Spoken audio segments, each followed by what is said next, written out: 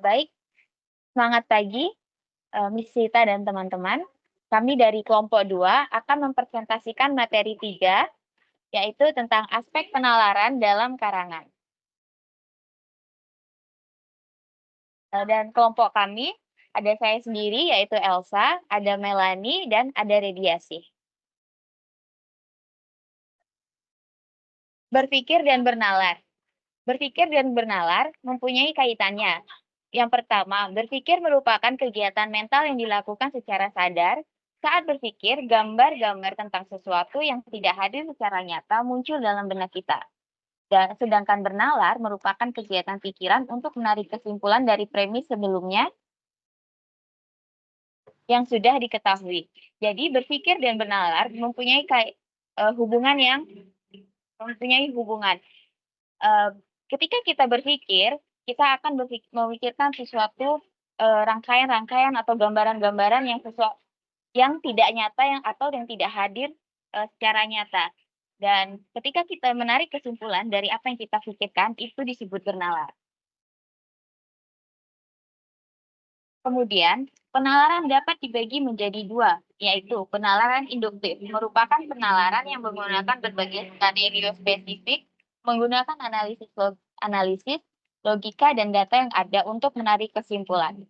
Contoh, lembaga kanker di Amerika melakukan studi tentang hubungan kebiasaan merokok dengan kematian. Data dari studi tersebut menunjukkan bahwa angka kematian pada penghisap rokok jauh lebih tinggi daripada yang tidak pernah merokok. Dari data tersebut, dapat disimpulkan bahwa merokok dapat memperpendek umur manusia. Yang dimaksud penalaran induktif di sini, kita bisa lihat di contoh, merupakan penalaran yang menggunakan analisis, data-data yang sudah dianalisis secara spesifik, yang sudah ada, dan yang benar-benar terjadi di kehidupan nyata. Selanjutnya, presentasi akan dibawakan oleh Melanie. Oke, terima kasih atas waktunya. Saya akan menjelaskan tentang penalaran deduktif. Seperti yang sudah teman-teman lihat pada layar itu, saya akan menjelaskan secara spesifik. Penalaran deduktif dimulai dengan satu presimis, yaitu pernyataan dasar untuk menarik kesimpulan. Kesimpulannya merupakan implikasi pernyataan dasar itu. Artinya apa? Yang dikemukakan di dalam kesimpulan secara tersirat telah ada dalam pernyataan tersebut. Jadi, sebenarnya proses deduksi tidak menghasilkan suatu pengetahuan yang baru, melainkan pernyataan kesimpulan yang konsisten dengan pernyataan dasarnya. Sebagai contohnya yang sudah kalian lihat dalam PPT di layar, jadi setiap pernyataan yang tercantum itu merupakan cara lain untuk mengungkapkan pernyataan di atasnya secara konsisten. Pernyataan 2 merupakan implikasi pernyataan 1. Pernyataan 3 merupakan implikasi pernyataan 2 dan seterusnya. Disinilah letak perbedaan dengan penalaran induktif. Dalam penalaran induktif, kesimpulan bukan merupakan implikasi data yang diamati. Artinya, kesimpulan mengenai fakta-fakta yang diamati tidak tersirat di dalam fakta itu tersendiri. Dalam praktek proses penulisan tidak dapat dipisahkan dari proses pemikiran atau penalaran. Tulisan adalah perwujudan hasil pemikiran atau penalaran. Tulisan yang kacau mencerminkan pemikiran yang kacau. Karena itu, latihan keterampilan menulis pada hakikatnya adalah pembiasaan berpikir atau bernalar secara tertib dalam bahasa yang tertib pula. Selanjutnya,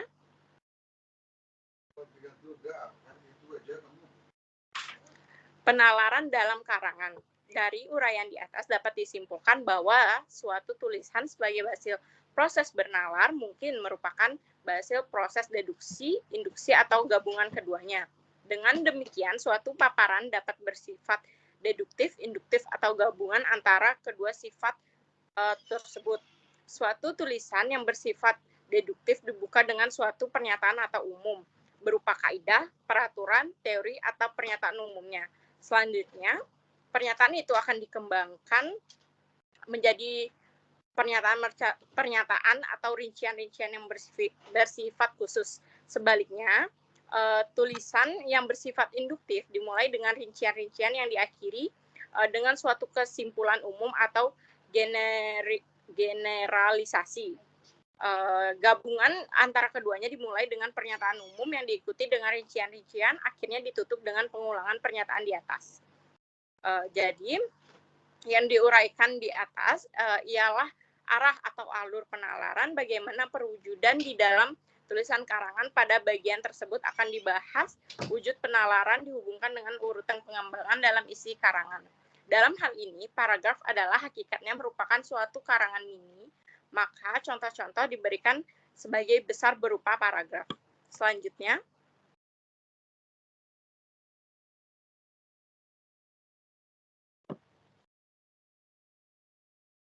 ada wujud penalaran dihubungkan dengan urutan pengembangan dan isi karangan.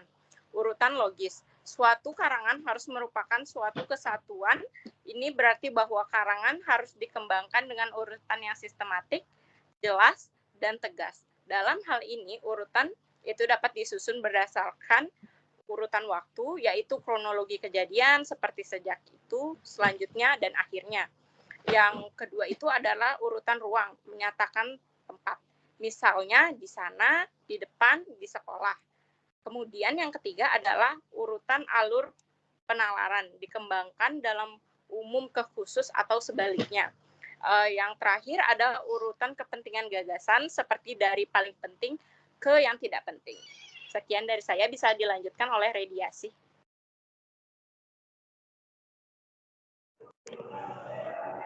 Baik, terima kasih Melan. Di sini saya akan melanjutkan presentasi dengan membahas tentang isi karangan.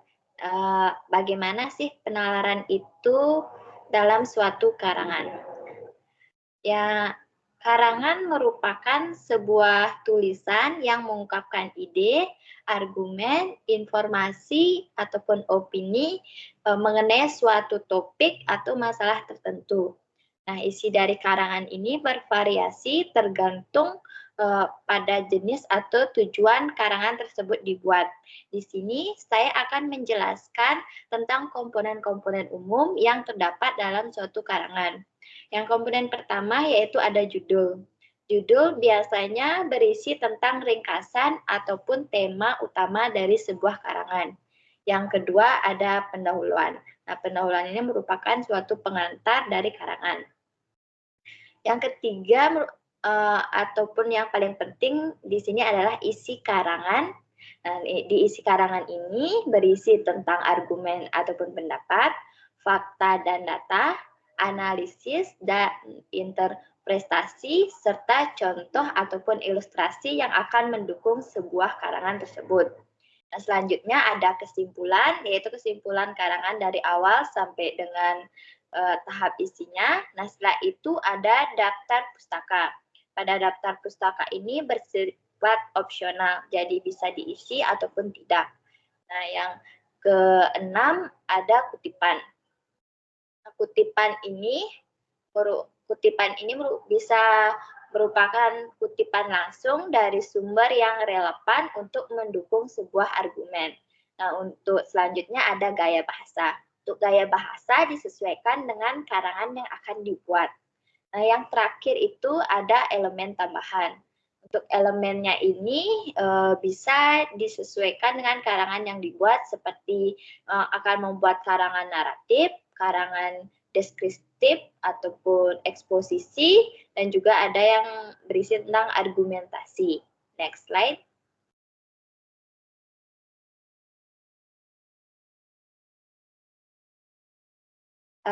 Seperti yang telah dijelaskan sebelumnya, karangan mungkin menyajikan sebuah fakta. Nah, fakta ini bisa berupa fakta benda, kejadian, gejala, sifat, ataupun ciri dari sesuatu, dan juga berisi tentang pendapat, ataupun sikap dan tanggapan kita. Nah, untuk karangan juga bisa berisi tentang imajinasi, ramalan, dan bisa dengan berbagai hal lainnya. Nah, untuk hal-hal yang berhubungan dengan fakta, yang telah tadi disampaikan, bukan fakta ini kan bagian terpenting dalam sebuah karangan.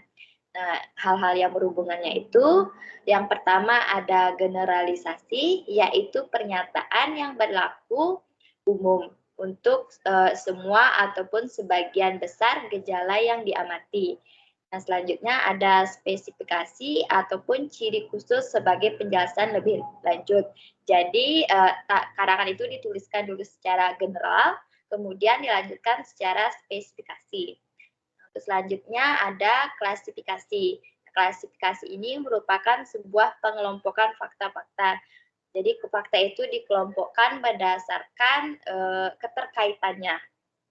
Yang ketiga ada analogi atau perumpamaan, yang merupakan salah satu bentuk argumen induktif yang menggunakan kemiripan ataupun kesamaan antara dua situasi yang sedang diamati dan kemudian dilihat dari kesamaan tersebut untuk menarik kesimpulan.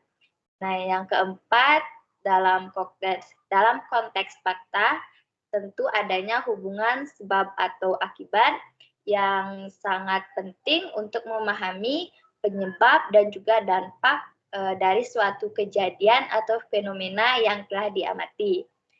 Nah, untuk apa sih pentingnya? Jadi penalarannya itu ditulis dalam isi karangan. Nah, di mana penalaran ini membantu penulis untuk menyusun argumen yang kuat. Selain menyusun argumen, ada juga untuk meyakinkan serta untuk meningkatkan isi dari suatu karangan tersebut. Nah, jadi penalaran dalam suatu karangan itu merupakan komponen yang utama dan harus diperhatikan dalam penulisan karangan. Terima kasih. Next slide.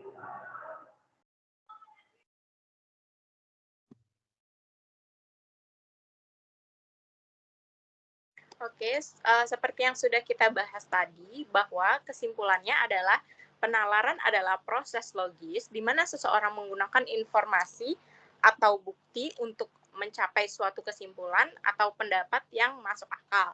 Penalaran ada dua, yaitu penalaran induktif yang menggunakan analisis, logika, dan data yang ada, sedangkan penalaran deduktif menggunakan premis untuk menarik kesimpulan, di mana penalaran dalam karangan dibedakan menjadi 3, yaitu tulisan deduktif, induktif, dan gabungan. Dalam penulisan penalaran, secara umum terdapat sebuah argumen, premis atau asumsi dasar, dan kesimpulan yang dapat dari premis tersebut. Untuk memperkuat penalaran bisa dengan menyajikan bukti yang relevan, fakta yang ada, dan analogi yang tepat. Fungsi penalaran dalam karangan yaitu membantu menyusun argumen yang konsisten dan meyakinkan dalam sebuah karangan.